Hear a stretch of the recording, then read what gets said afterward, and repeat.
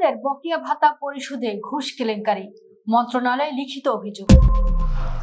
জাতির শ্রেষ্ঠ সন্তান বীর মুক্তিযোদ্ধাদের কল্যাণে নিয়োজিত প্রতিষ্ঠান বাংলাদেশ মুক্তিযোদ্ধা কল্যাণ ট্রাস্ট এখন দুর্নীতি অনিয়মের আখড়ায় পরিণত হয়েছে। যুদ্ধাহত বীর মুক্তিযোদ্ধাদের বকেয়া ভাতা প্রদানের নামে লাখ লাখ টাকা ঘুষ নেওয়ার এক গুরুতর অভিযোগ উঠেছে ট্রাস্টের শীর্ষ কর্মকর্তাদের বিরুদ্ধে।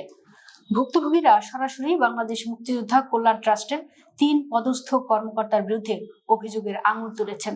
দুর্নীতিবাজ এই কর্মকর্তারা হলেন ট্রাস্টের ব্যবস্থাপনা পরিচালক অতিরিক্ত সচিব মোহাম্মদ মাহবুবের রহমান, যুগ্ম পরিচালক প্রশাসন মোহাম্মদ ফয়েজ আহমেদ খান এবং সহকারী প্রধান হিসাব নিরীক্ষক আবুল হোসেন গাজী।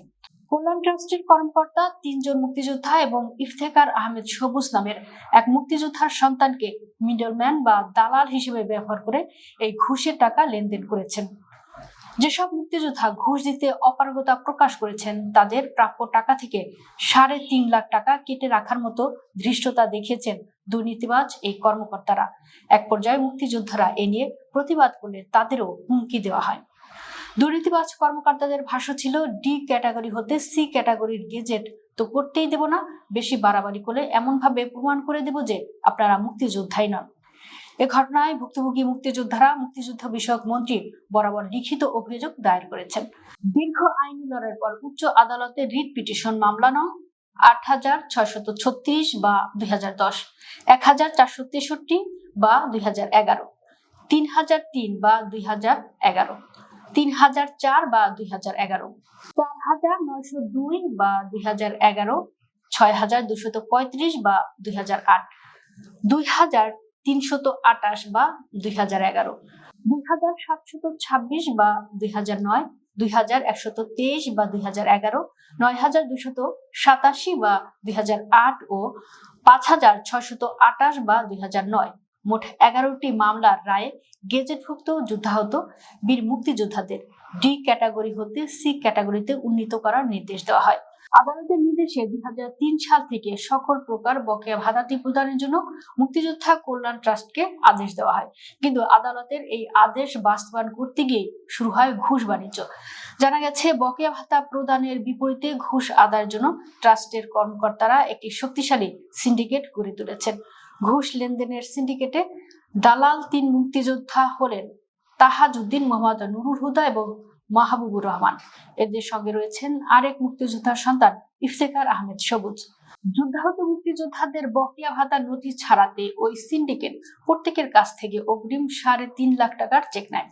কেবল তাদের কাছ থেকে ঘুষ বাবদ অগ্রিম চেক যথাযথভাবে পাওয়া গেছে তাদের অ্যাকাউন্টে চলতি বছরের 9 ও 10 ফেব্রুয়ারি 14,29,190 টাকা প্রদান করা হয়।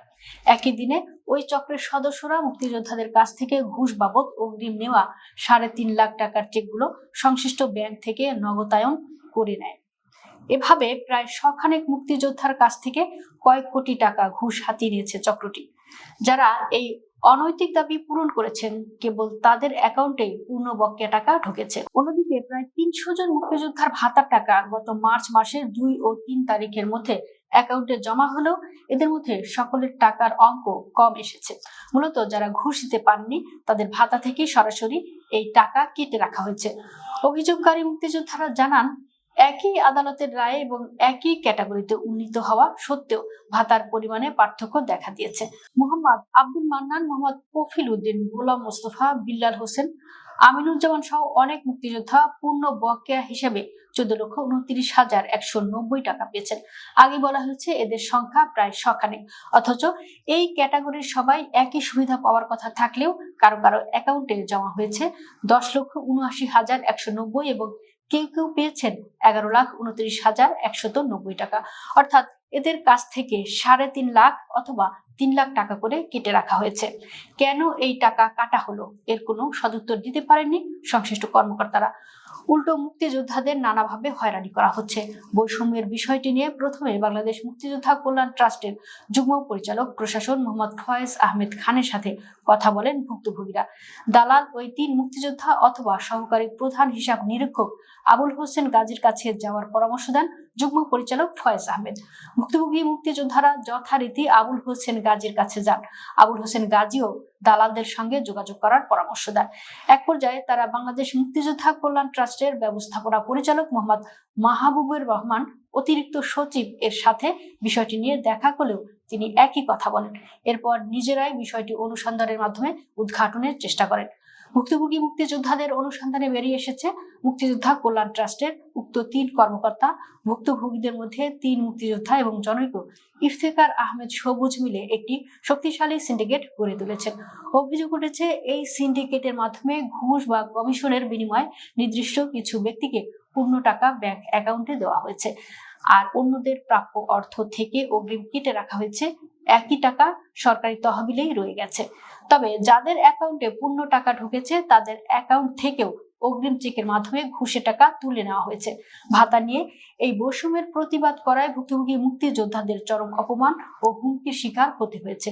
অভিযোগে উল্লেখ করা হয়েছে, যখন মুক্তিযোদ্ধারা তাদের প্রাপ্য টাকা কম পাওয়ার কারণ জানতে চান, অভিযুক্ত কর্মকর্তারা তাদের উপর চড়াও হন। এমনকি বীর মুক্তিযোদ্ধার তালিকা থেকে তাদের বাদ দেওয়া এবং সি ক্যাটাগরির গেজেট বাতিল করার হুমকিও দেওয়া হয়। কর্মকর্তাদের ভাষ্য ছিল, বেশি বাড়াবাড়ি করলে এমন ভাবে প্রমাণ করে দেখিয়ে দেব যে আপনারা মুক্তিযোদ্ধাই নন।